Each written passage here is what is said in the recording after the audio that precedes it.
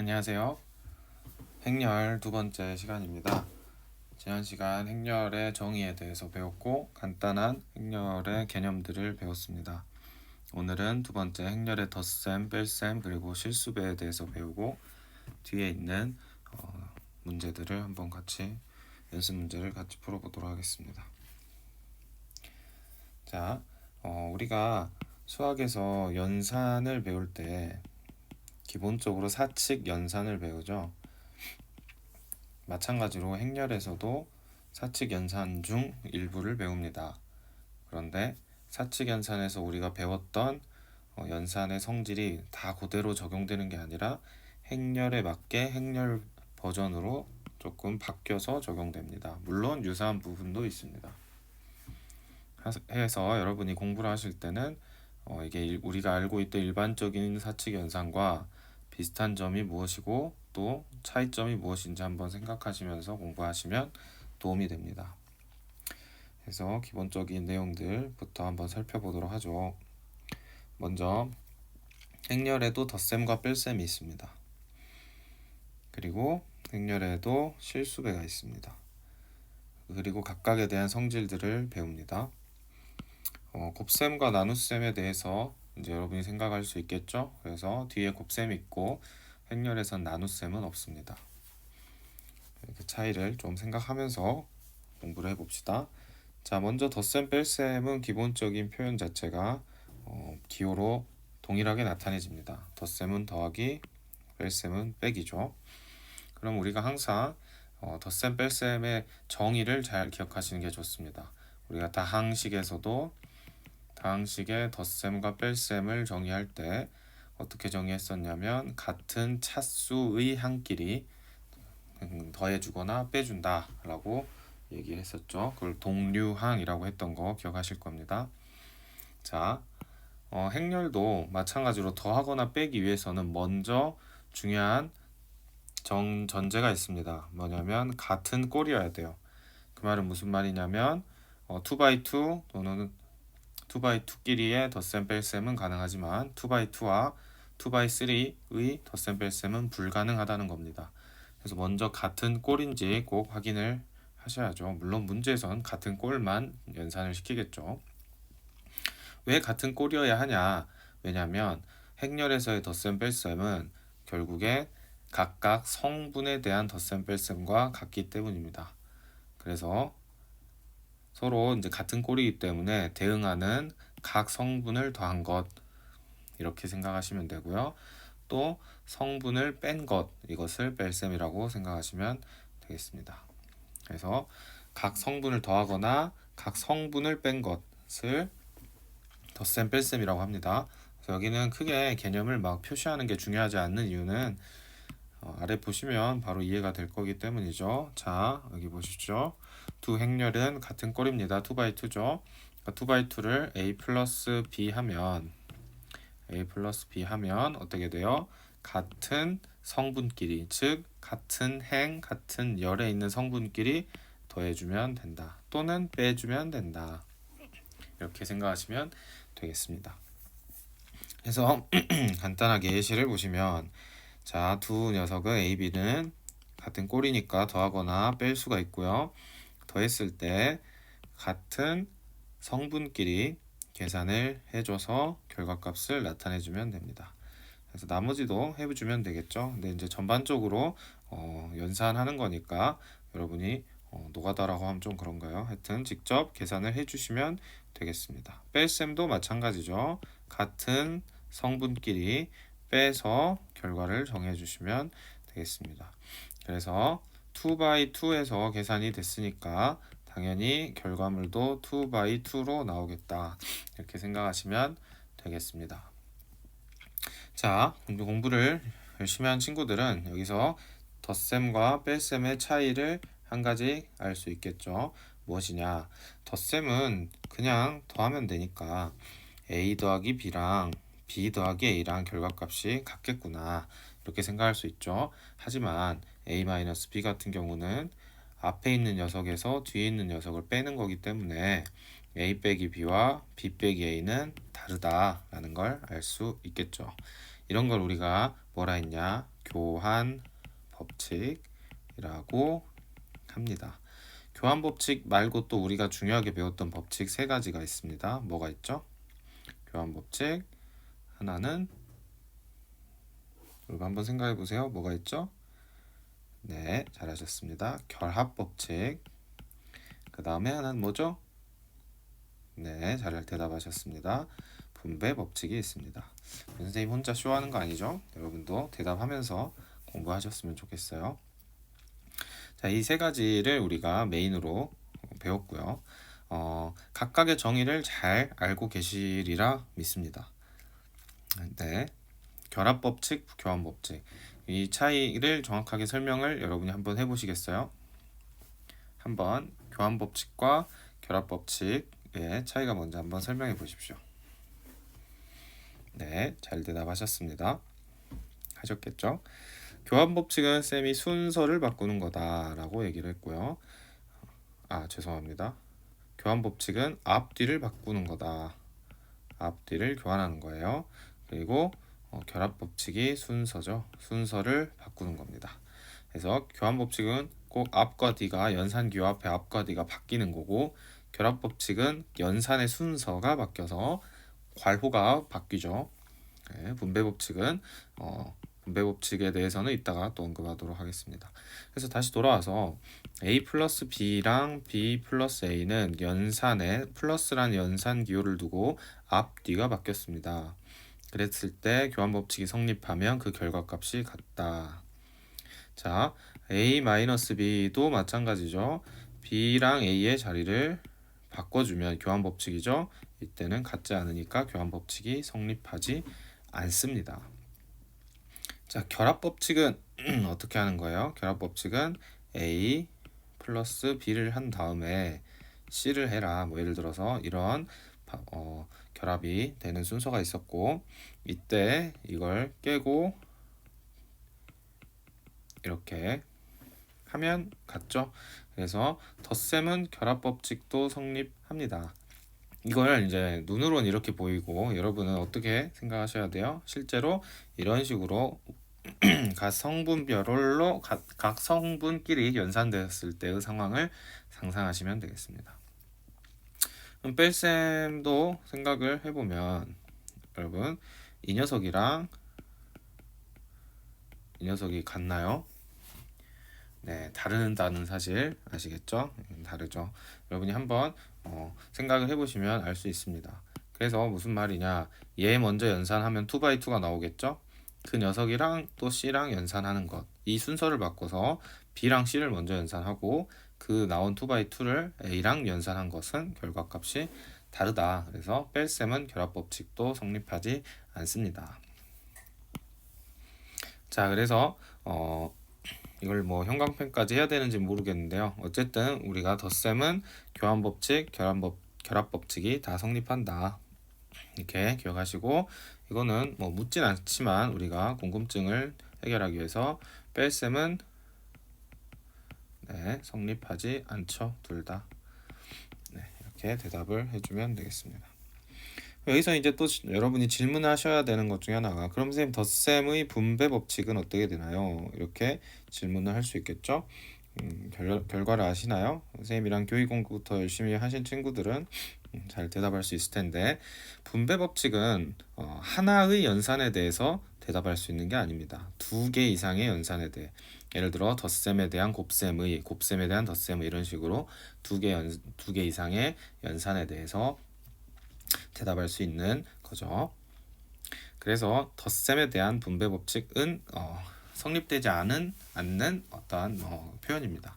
그래서 덧셈만으로는 표현할 수가 없어요. 그래서 뒤에서 곱셈이나 이런 거 할 때도 덧셈에 대한 곱셈의 분배 법칙 이렇게 생각하셔야 돼요. 그래서 하나짜리로는 표현할 수가 없다. 분배 법칙은 뭐 성립 안 한다 이렇게 생각하셔도 되고, 여기서 언급할 필요가 없겠죠. 하나짜리니까요. 자, 그 다음에 또 우리가 새롭게 배우는 개념이 영행렬입니다. 영행렬은 어렵지 않고요. 모든 성분이 0인 행렬을 다 통틀어서 영행렬이라고 합니다. 그래서 여기서는 꼴에 상관없이 모든 성분 0이기만 하면 영행렬이라고 하죠. 그래서 영행렬은 우리가 숫자 0과 비슷하다 생각하시면 돼요. 그래서 a에다가 0 행렬을 더하면 아무 변화가 없고요. 뺐을 때도 아무 변화가 없고요. 자기 자신을 빼면 0이 나옵니다. 그래서 우리가 뭐 항등원, 역원 뭐 이런 얘기 하는데 그런 거 할 때 영행렬도 우리가 잘 알아야 되는 요소인데요. 바뀐 교육과정에서 그런 디테일한 내용을 다 뺐기 때문에 영행렬은 그냥 0과 비슷하다 정도로만 생각하고 넘어가시면 되겠습니다. 옛날에는 덧셈에 대한 뭐 항등원이다 뭐 등등 다양한 표현을 했었는데요. 지금은 모르셔도 됩니다. 그래서 하여튼 기호는 이렇게 나타낸다 정도만 체크하고 넘어가시면 되겠어요. 다음은 실수배입니다. 우리가 일반적으로 당 함수에서 실수배 하고 할 때는 뭐 딱히 얘를 어떤 연산으로 생각하지 않았죠. 하지만 여러분이 이제 기하를 공부하실 때도 실수배란 표현이 중요하게 사용되는 걸 아실 거고요. 여기서 이제 행렬에서 실수배란 표현이 굉장히 중요합니다. 그래서 실수배 자체를 그냥 하나의 연산처럼 여기셔도 좋습니다. 그래서 곱셈이랑 실수배는 조금 달라요. 네. 그래서 우리가 흔히 사칙경산에서 곱셈이라고 생각하는 게 여기서는 실수배에 오히려 근접합니다. 그래서 곱셈이라고 생각하는 걸 두 가지로 쪼개서 하나는 실수배고 하나는 행렬의 곱셈 이렇게 생각하시면 오히려 좋을 것 같은데 이 곱셈은 완전 새롭게 정의하기 때문에 행렬에서 이거 완전 새로운 녀석이고요. 오히려 실수배가 여러분이 알고 있는 곱셈과 좀 비슷할 거예요. 그래서 얘도 하나의 연산으로 취급해 주시면 좋겠습니다. 실수배가 뭐냐 했을 때 각 성분을 K배 한 것을 성분으로 하는 행렬을 얘기합니다. 자, 이제 좀 익숙해질 것 같아서 좀 속도를 올려보겠습니다. 행렬 A가 있어요. 그 앞에 이렇게 K배 해줍니다. 가령 2A 이렇게 해주면 모든 성분에 다 K배 해서 다 적어준다. 즉 얘는 모든 성분에 다 2배씩 해서 이렇게 적어준 녀석을 말합니다. 이걸 우리는 뭐라 한다? 실수배라고 한다. 이게 꼭 2차 정사각 행렬에서만 적용되는 게 아니고요. 모든 행렬에서 적용이 됩니다. 그래서 여기 아래 예시를 보시면 3으로 실수배를 했죠. 그러면 어떻게 하면 돼요? 모든 성분들을 다 3배 해서 더해주면 적어주면 되고요. 마이너스 실수배도 당연히 가능하겠죠. 어렵지 않고요. 그래서 참고로 1a는 그냥 a 행렬 a다. 0은 왜 이렇게 되는지 한번 생각해 보시면 우리가 0을 모든 성분에 예를 들어 a, b, c, d에 곱했다 하면 이 친구는 0, 0, 0, 0이니까 영행렬이 되겠죠. 그래서 실수배에 대해서도 알아봤습니다. 자, 그래서 이제 실수배를 배웠으니까 실수배에 대한 성질이 나오는데요. 실수배는 결합법칙이 성립합니다. 여러분 이제 또 이렇게 질문해야겠죠. 선생님 교환법칙은요. 예를 들어서 실수배를 교환법칙으로 표현할 수 있냐? 우리가 이건 한번 생각을 해보셔야 되는 게 연산기호 앞에 교환을 하려면 앞뒤가 바뀌어야죠. 그래서 예를 들어 우리가 실수배를 할 때 실수배는 앞뒤가 없어요. 뭐 이게 가능하냐 이런 표현 자체가 없습니다.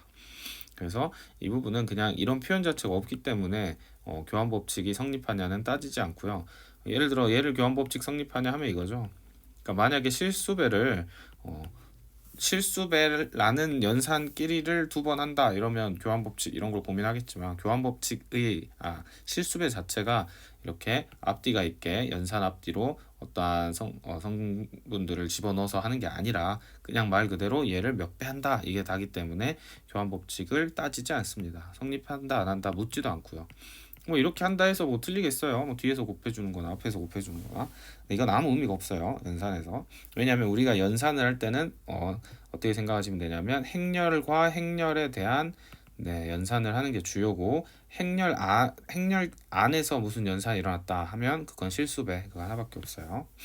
그래서 너무 심각하게 생각 안 하셔도 되고 그냥 왜 없는지 정도만 설명을 드렸습니다. 자, 결합법칙은 실수배를 2번 할 때죠. 자, 실수배를 2번 할 때 이때는 결합법칙이 성립합니다. 왜? 결합법칙은 앞뒤가 아니고 뭐예요? 순서죠. 그래서 뭐부터 하느냐 이거 다 바꿀 수 있다 이런 얘기죠. 그래서 K배를 먼저 한 다음에 L배를 하는 거나 L배를 하고 K배를 하는 거나 아니면 KL을 한 번에 곱해서 이때는 이제 실수배가 아니라 그냥 곱셈이죠. 이게 다 가능하다 이렇게 생각하시면 되겠습니다. 이게 뭐 선생님 디테일하게 설명 안 하는 건 크게 중요하지 않다. 즉 여러분이 헷갈릴 일이가 없다. 나중에 시간이 지나면 그런 거라고 생각해 주시면 감사하겠어요. 지나가도록 하겠습니다. 분배 법칙도 마찬가지죠. 분배 법칙도 네 앞에서 선생님이 두 가지 연산에 대해서 가능하다라고 얘기했죠. 그럼 여기는 잘 보시면 실수배랑 뭐가 돼 있어요? 실수배랑 덧셈이죠. 실수배랑 덧셈. 그래서 이 두 가지를 쪼개려 보시면 여기는 덧셈과 실수배고, 네, 여기는 실수배랑 덧셈 이렇게 돼 있습니다. 그래서 두 가지 이상의 연산이 있을 때만 우리가 분배 법칙을 따진다. 가능합니다. 여기서는. 그래서 먼저 실수배 할 녀석끼리 더한 다음에 그 녀석을 곱한다 이렇게 표현이 되어 있는데 얘가 직접 각자 실수배 한 애끼리 더한 거랑 같습니다. 왜 같냐? 성분끼리 여러분이 한번 증명해 보시면 어렵지가 않습니다. 여기도 마찬가지죠. 이게 가능하다.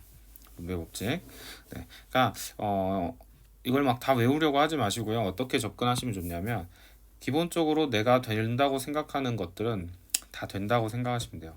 단 안 되는 건 정확하게 하셔야 돼요. 이런 건 없어 하는 것들, 예를 들어 아까 뺄셈 같은 경우에는 바꾸면 달라진다 이런 걸 오히려 기억해 주시는 게 좋습니다. 그리고 나중에 헷갈릴 요소는 곱셈에서 나오니까요. 여기는 가볍게 보고 넘어가시면 되겠습니다. 그래서 개념 플러스 이제 한번 읽어보시고요. 이건 일반 방정식과 같습니다. 문제를 통해서 여러분의 개념을 한번 점검을 해보죠. 다음을 계산하세요. 자, 같은 꼴이니까 연산이 가능하겠죠. 그랬을 때 같은 성분끼리 덧셈을 해주시면 되겠습니다. 그래서 이렇게 어렵지 않죠? 나머지들도 여러분이 풀어보시고요. 선생님은 여러분이 풀어보셨다는 전자에 답만 적어드리고 넘어가도록 하겠습니다.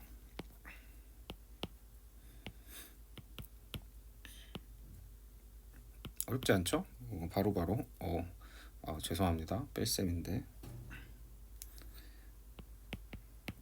이렇게. 자, 얘가 이제 자리가 바뀌면 값이 달라지겠죠. 자, 여긴 덧셈이니까 간단하게 더하고 더한다. 여기 뺄셈이니까 빼고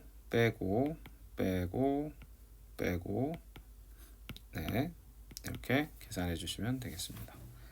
어렵지 않죠? 자, 실수배 내용은 딱히 들어가 있지는 않은데 쉬워서 그런 것 같아요. 자, 그러면 필수예제 넘어가 보도록 하겠습니다. 자, 보이시죠?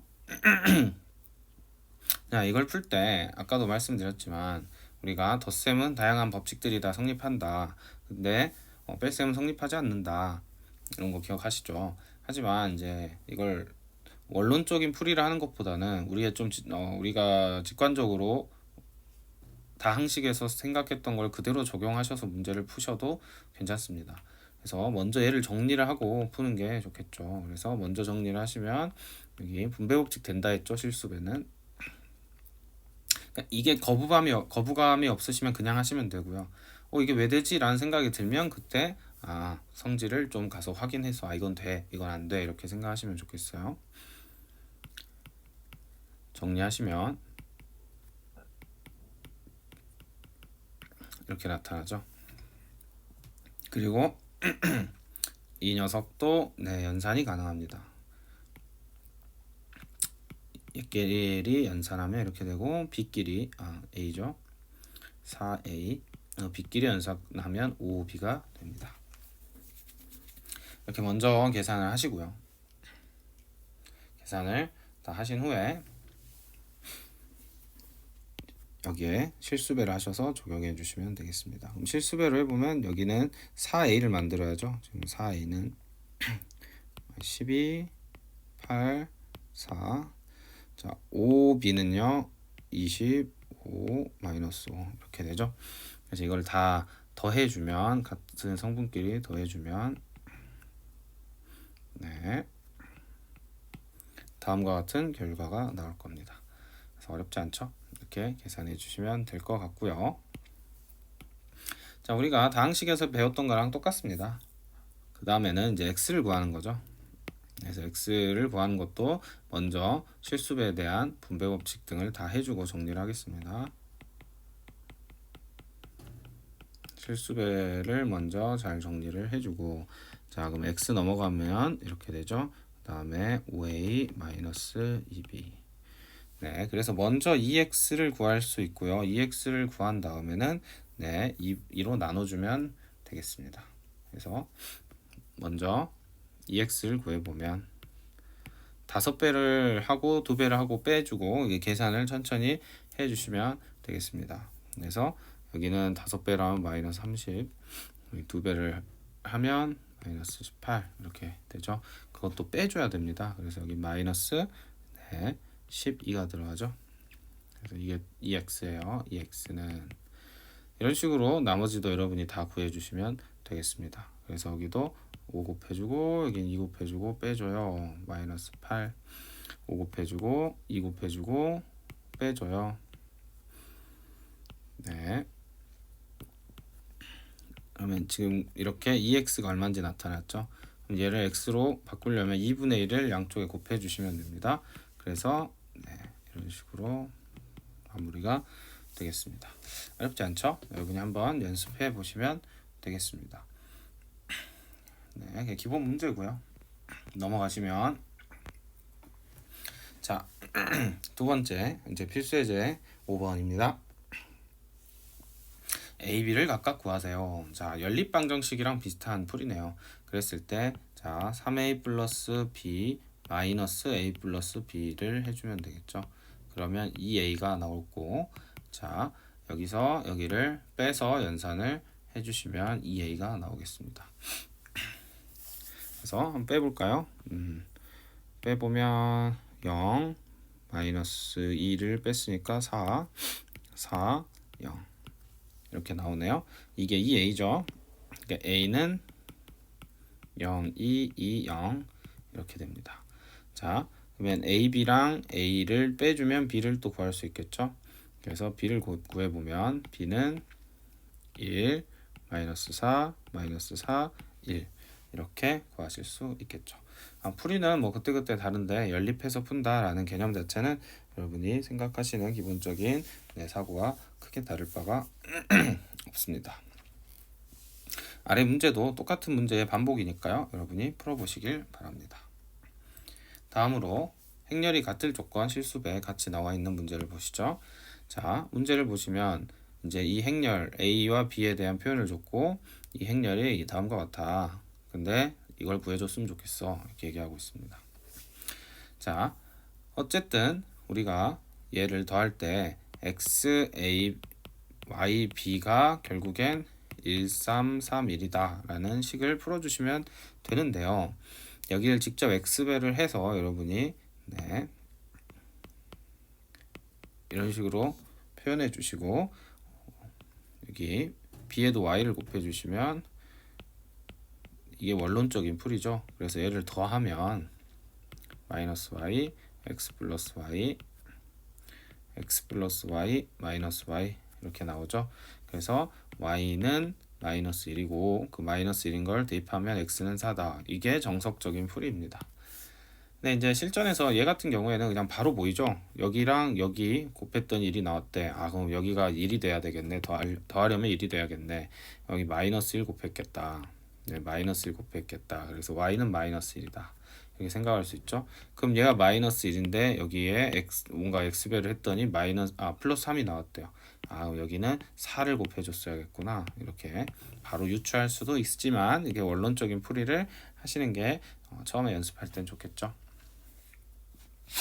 그래야지 이제 여기서 이제 각각 녀석들끼리 더해가지고 우리가 연립한 방정식들을 잘 풀 수 있을 겁니다. 네, 여기도 뭐 특별히 새로운 풀이가 있거나 아이디어가 필요한 문제는 없어요. 그래서 쭉 다 풀어보시면 되겠습니다. 자, 그러면 이제 바로 연습 문제로 가서 빠르게 문제를 풀고 네, 마무리해 보도록 하죠. 여러분은 먼저 여기서 잠시 멈추시고 연습 문제를 다 풀었으면 좋겠습니다. 연습 문제를 먼저 풀고 강의를 들어주세요. 네, 다 하셨다고 생각하고 빠르게 풀이를 해보도록 하겠습니다.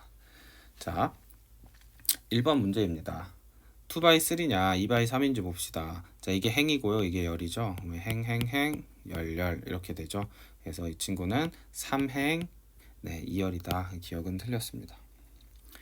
자, 2열에 있는 성분은 1사다. 네, 이렇게 생각하시면 되나요? 네, 아니죠. 이거는 또 낚시를 한 거죠. 우리가 이게 헷갈린다 했죠. 행이죠. 이게 행이고 이게 열입니다. 그래서 열에 있는 성분이 3개인데 2개만 적으면 안 되겠죠. 이거 생각보다 이런 걸 많이 틀립니다. 잘 생각해서 보시고요. 자, 우리가 i는 행이죠. 행. 그래서 행 이거죠. 합은 사다. 맞습니다. 그 다음에 i와 j가 같은, 즉 행과 열이 같은 거, 이거 대각선이죠. 이거 중요한 대각선이라고 했습니다. 그래서 이 친구의 곱은 20이다. 맞습니다. 네, 다음과 같이 정의하자. 모든 성분의 합은 직접 구해야겠죠. 그래서 자, 2차 정사각 행렬이니까 먼저 이런 거 할 때 여기서부터 잡고 시작하라 했죠. 그래서 1일 때랑 2일 때 이거부터 먼저 쓰고 하면 좋습니다.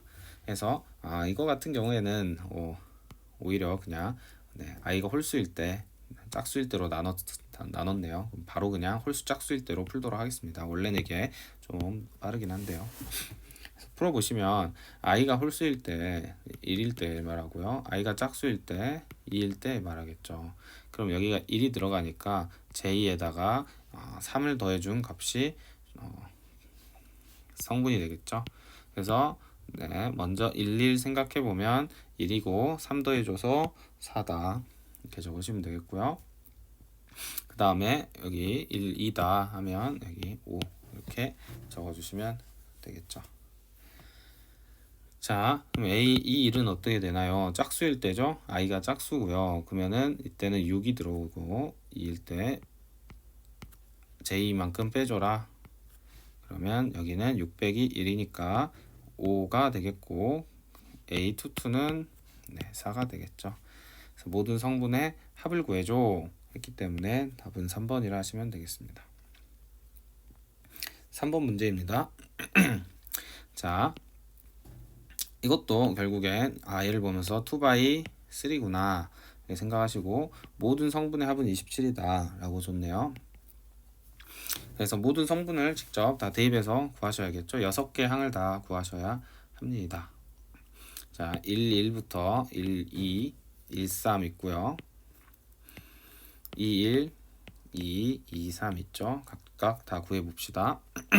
1이 들어가면 일단 1이 들어가면 다 사라지는 거 보이세요? 네, 그래서 1이 들어간 애들은 다 뭐다? 0이구나 라는 걸 알 수 있습니다. 왜냐하면 1이 들어가는 순간 앞에가 0이 되기 때문에 1로 시작하는 친구들은 다 0이다 라는 정보를 빨리 사용을 해야겠죠. 2가 들어가면 여기가 4가 되니까 여기 전체가 3이 됩니다. 3 그리고 j 플러스 k 그러면 j는 1, 2, 3 각각 들어가야겠죠. 그래서 여기는 3 플러스 1 플러스 k고요. 이 친구는 3 플러스 2 플러스 k고요. 3 플러스 3 플러스 k가 되겠습니다. 그래서 이 녀석을 다 합쳐라 라고 얘기하고 있죠. 그래서 15 플러스 3k가 27이다 라고 얘기하고 있고, 그럼 3k는 9다. 3k는 10이다. 그래서 k는 죄송합니다. 다시요. 하나, 둘, 셋. 네. 맞게 했죠. 네. j는 3. 죄송합니다. 곱했네요. 여기가 이제 곱셈이죠. 선생님 더하기로 했는데 죄송합니다. 곱셈입니다. 이렇게 되네요. 네, 다시 풀어봐야겠네요. 자, 이걸 이제 잘 정리를 하면 3, 1 더하기 2 더하기 3으로 만들 수 있고요. 그 다음에 3K가 지금 3개니까 9K다. 이게 27이다. 이렇게 할 수 있겠네요. 6, 3, 18이고요. 이렇게 정리해주면 9K가 네, 9가 되고 k는 1이다. 이렇게 푸셔야겠죠. 그래서 약간 실수가 있었습니다. 네, 정정했고요. 4번으로 가시죠. 4번 문제를 보면 도형이 있고요. 3차 정사각행렬 A의 IJ 성분을 만족시킬 때 라고 얘기했습니다. 자, 일단 i와 j가 같을 때는 그 값이 0이라고 했어요. 이게 0이다 이 말이죠. 그래서 이걸 어긴 녀석은 탈락입니다. 네, 다 000 만족해야 되고요. 그 다음에 이게 다를 때는 PI에서 PJ의 교점의 개수다 이렇게 얘기하고 있네요. 그래서 자 1과 2의 교점의 개수 네, 보시면 다른 녀석 하나만 잘 풀어주면 되지 않을까요? 네, 1과 2를 잘 풀고 나면 66이 다른 것을 한번 찾아보면 네, 이거 여기만 확인해주면 답을 고를 수 있겠네요. 그래서 다 확인할 필요 없고 1, 2하고 1, 3만 생각을 해봅시다. 1, 2의 교점은요. 하나, 둘, 셋, 넷, 다섯, 여섯이죠. 삼각형과 원의 교점이죠. 그래서 우리 예상대로 여기 6번 6이 맞았습니다. 이거 맞고요. 그 다음에 2하고 네, 3을 봅시다. 그럼 삼각형하고 직선의 교점의 개수를 보면 되겠죠. 두 개가 맞네요. 답은 2번이다. 네, 다음 5번입니다. 자, 다음 행렬이 서로 같을 때 2x2이죠. 서로 같다라고 했습니다. 그럼 빨리 구할 수 있는 게 뭔가 봤더니 빨리 구할 수 있는 건 없네요. 이 친구랑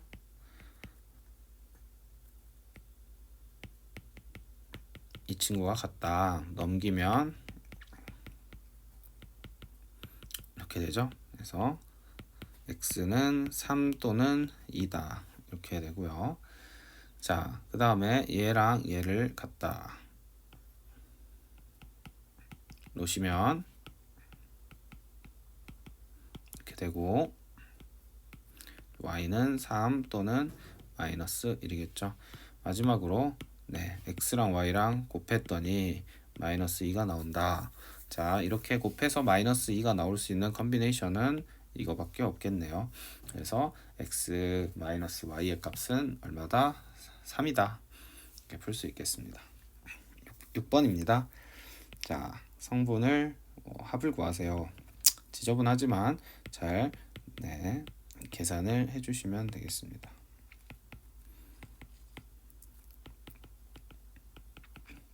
자, 이렇게 계산을 해주시면 여기는 4a, 3b를 구하시면 되겠죠. 그래서 이거는 간단하니까 여러분이 풀어보시면 되겠습니다. 7번입니다. 네, 7번 문제를 보시면 이 친구도 뭐 그렇게 어렵진 않네요. 그래서 x만 남겨두고 x는 2b-a다 이렇게 잡으시면 되겠습니다. 그래서 이 친구도 뭐 모든 행렬을 다 풀 필요는 없겠죠. 먼저 네, 4 빼기 2를 했으니까 3이 맞겠고 그 다음에 여기 0 빼기 네, 마이너스 2를 했으니까 답은 이게 맞겠죠. 그래서 이렇게 풀고 넘어가시면 되겠습니다. 8번입니다. 자, 연립하는 문제네요. 그래서 이 친구랑 이 친구를 잘 연립을 해줘야겠습니다. 그래서 B에서 이 A를 빼주면 X 날라가고요. 3Y가 생기겠죠. 그래서 3Y를 구하시고 그 다음에 Y를 찾은 다음에 그 Y 값을 여기다가 잘 대입하면 또 X 값을 찾을 수 있겠습니다. 그래서 빠르게 한번 해보도록 하죠. 여기는 12를 곱하고 있어요. 이 A는 네, 이렇게 하고 B에서 빼줍니다. 그럼 3Y는 마이너스 12, 6 실수하지 않는 게 중요하겠죠. 3, 9 자, 3으로 나눠주면 Y는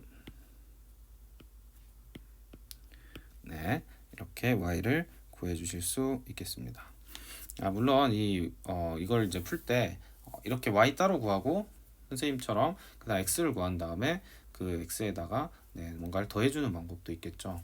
그래서 X 따로 Y 따로 구하는 방법도 있고 아니면 선생님이 이제 이렇게 Y를 구하고 나서 야, 이 친구에다가 X 플러스 2Y에다가 빼기 Y만 해주면 내가 원하는 값이죠. 그렇죠? 그래서 이게 x 플러스 y니까 네, b 빼기 지금 y를 해주면 되겠구나. 이렇게 생각을 해서 답을 내도 상관없겠습니다. b 빼기 y를 해주면 여러분이 네, 답을 구하실 수 있습니다. 이렇게 이게 답이죠. 근데 이제 여러 가지 풀이가 가능한데요. 이것도 가능하고요. 또 어떤 것도 가능하냐면 자, 연산을 마무리를 하고 시작하는 것도 나쁘지 않습니다. y를 이렇게 구했죠. 그러면 이제 이 y하고 x 플러스 y로 식을 표현을 한 번에 다 해버리는 겁니다. y 자체를 내가 구했고 y는 여기서 이거 구하는 게 아니라 여기서는 3으로 나눠주면 3분의 1b 마이너스 3분의 2a죠. 이게 y예요. 자, 그럼 이 y를 여기다가 잘 대입을 해주면 x는 어떻게 돼요? 2a 플러스 y니까 2a 마이너스 3분의 2b 3분의 2a 플러스 3분의 1b가 되죠. 어쨌든 이렇게 해서 계산을 하고 나면 이 친구는 살짝 이렇게 푸는 건 별로 안 좋은 것 같은데요. 이렇게 하고 나서 x 플러스 y를 다시 해주는 겁니다. 그럼 얘를 더해주면 되겠죠. 그래서 3분의 2a 3분의 2b 이렇게 해주고 이렇게 하면 내가 a랑 b를 더한 다음에 3분의 2 하면 되겠구나. 이렇게도 풀 수는 있지만 그렇게 푸는 것보다 아까처럼 그냥 보이는 대로 바로바로 답을 구하면서 넘어가시는 게 좀 더 나은 것 같습니다. 자, 근과 계수의 관계를 응용한 문제네요. 그래서 알파 플러스 베타는 a고요. 알파 베타의 곱은 b입니다. 그 상황에서 네, 이걸 구해줘. 이런 말이죠. 그러면 실수배까지 다 맞춰주고 나면 이렇게 되네요.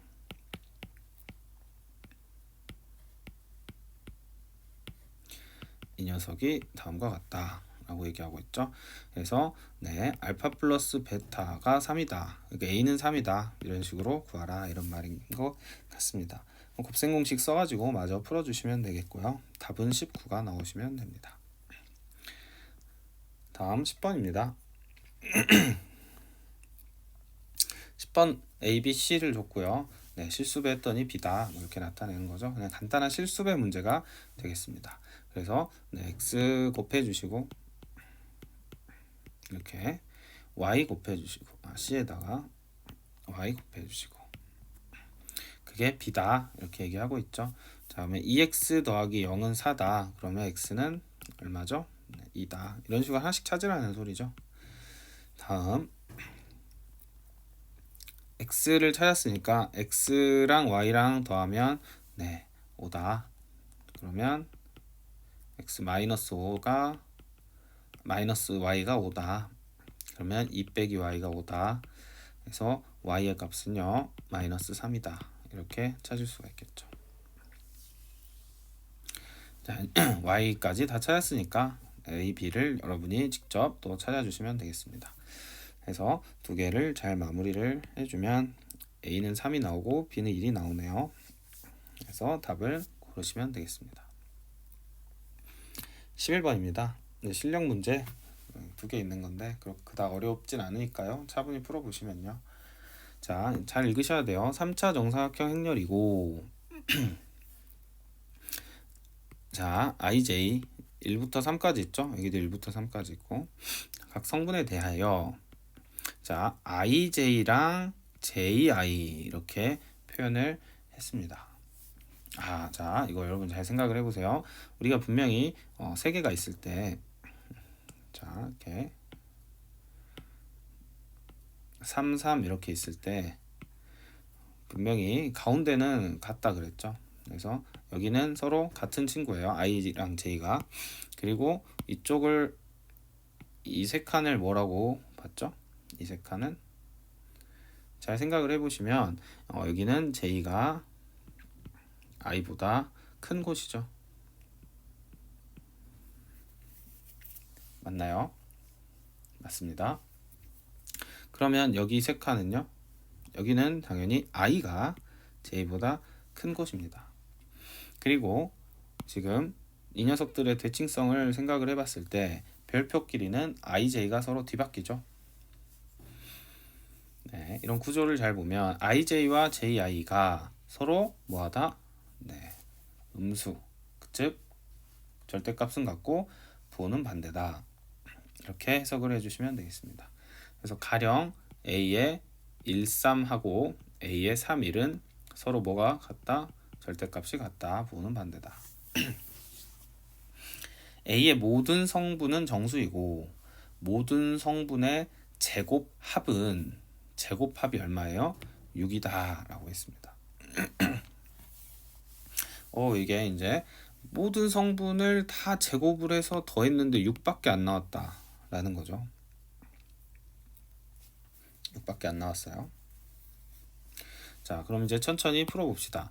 왜 이렇게 섹션을 나누는 게 중요하냐면 이게 사고방식을 결정해 주거든요. 즉 i랑 j가 같은 구간 따로 다른 구간 따로, 그것도 구체적으로는 i가 큰 구간, j가 큰 구간 이렇게 나눠서 푸셔야 합니다. 자, 먼저 i랑 j가 같은 구간부터 봅시다. 예를 들어서 a11은 마이너스 a11이다 이렇게 되죠. 그 말은 0이다가 되기 때문에 a11은 0인 겁니다. 그래서 여기를 먼저 000 채워야 돼요. 그리고 이게 이상하지 않는 게 모든 성분을 제곱해서 더했더니 6이 나온다 라고 했기 때문에요. 크게 이상한 건 아니라고 생각합니다. 그 다음이요. 자, a의 1을 생각해 보시죠. a의 1은 누구랑 짝꿍이에요? 얘는 얘랑 짝꿍이죠. 그 다음에 여기는 여기랑 짝꿍이죠. 결국에 여기가 이렇게 달라 보이지만 세 가지 미지수만 집어넣으면 되겠다라고 생각하시면 됩니다. 그래서 여기를 왜 제곱합이라고 했는지를 한번 생각을 해보시면 부호가 다르겠죠. 세모랑 세모가 하나는 플러스고 하나는 마이너스겠죠. 근데 누가 또 플러스고 누가 마이너스인지 알 수가 없어요. 그래서 그냥 여기를 다 하나로 j가 큰 곳을 그냥 기본으로 했을 때는 다 마이너스 이렇게 들어간단 말이죠. 음수인지 양수인지는 알 수 없어요. 그렇기 때문에 이제 공평하게 제곱을 해줘라 한 겁니다. 그러면은 세모 제곱은 2개 있겠고 별 제곱도 2개 있고요. 네모 제곱도 2개 있겠죠. 이 값이 6이랍니다. 그 말은 이게 3이란 소리죠. 즉 세모, 별표, 네모는 모두 다 1 또는 마이너스 1이어야 한다 라는 결론이 나옵니다. 자, 그래서 세모가 1일 수도 있고 마이너스 1일 수도 있죠. 별이 1일 수도 있고 마이너스 1일 수도 있습니다. 네모가 1일 수도 있고 마이너스 1일 수도 있습니다. 자, 여러분이 이 문제를 풀기 좀 어려운 이유는 아직 경우의 수를 먼저 이제 앞에서 배우지 않았기 때문이죠. 교육 과정상은 경우의 수가 앞에 있으니까 경우의 수를 배운 다음에 이 행렬을 배우는 친구 입장에선 뭐 어렵지 않게 풀 수 있었을 것 같아요. 그래서 세모가 될 수 있는 녀석도 2가지, 별표가 될 수 있는 것도 2가지, 그 다음에 네모가 될 수 있었던 것도 2가지, 이렇게 총 8가지의 경우의 수가 있습니다. 가령 이 8개 중에 하나를 예시를 들어볼게요. 세모는 마이너스 1이고 별 마이너스 1이고 네모는 1이었다 라고 하면 어떻게 되겠어요? 네, 이렇게 되고 나머지 친구들은 부호가 반대로 들어가주면 되겠죠. 이렇게 생길 수 있는 게 총 몇 개? 8가지다. 그래서 얘네가 결정되는 순간 얘네는 따라서 오죠. 그러니까 신경 쓸 필요 없고 얘네들은 결국 여기를 만족시킬 수 있는 경우의 수만 고민하면 여기 2가지, 여기 2가지, 여기 2가지. 그래서 총 8가지다. 이렇게 풀어주시면 되는 문제였습니다. 마지막 12번 문제예요. 자, 다음과 같이 표현되어 있는 이제 3차 행렬이죠. 3차 정사각 행렬 3x 3이고 세 도시 P1, P2, P3에 대해서 Pi에서 Pj로 가는 직선 노항의 수를 나타냈다. 그럼 이해가 안 되는 사람 한번 생각을 해보면 돼요. P1에서 P1으로 가는 게 이거죠. 네, 자기 자신한테 가는 직선 노항은 딴 개입니다. 다. 근데 얘는 P1에서 P2로 가는 직선 노항의 수는 총 4개다. 이런 식으로 생각하시면 되겠죠. 그래서 뭐 어렵게 생각하지 마시고 그려보면 되겠죠. 그래서 P1에서 지금 P2로 가는 건 4개입니다. 하나, 둘, 셋, 넷 이런 식으로 생각하시면 되겠죠. 그림을 네, 그냥 깔끔하게 그리기 위해서 이렇게 표현하겠습니다. 자, 그럼 궁금한 게 이거죠. P2에서 P1으로 가는 건 같은 선을 쓰진 않나 봐요. 이때는 세 가지예요. 네. 그럼 P1에서 P3로 가는 건 지금 네, 세 가지고 두 가지고 두 가지. 네. 반대도 두 가지네요. 이렇게 오는 것도 두 가지. 그 다음에 이 친구는 P2에서 3로 가는 거죠. 2에서 3로 가는 거는 지금 몇 가지예요? 한 가지. 반대로 들어오는 건 두 가지입니다. 이렇게 다 해놓고 풀어주면 되겠죠. 자, P1에서 출발해서 나머지 두 도시를 거쳐서 다시 P1으로 돌아오는 방법. 경우의 수를 구하시오. 경우의 수를 안 배웠기 때문에 좀 헷갈릴 수 있는데요. 자, 우리가 생각을 해보시면 P1에서 P2로 갔다가 P3 갔다가 P1으로 오는 방법이 있고, 이게 한 가지 방법. P1에서 P3로 갔다가 P2로 갔다가 P1으로 가는 방법이 있겠죠.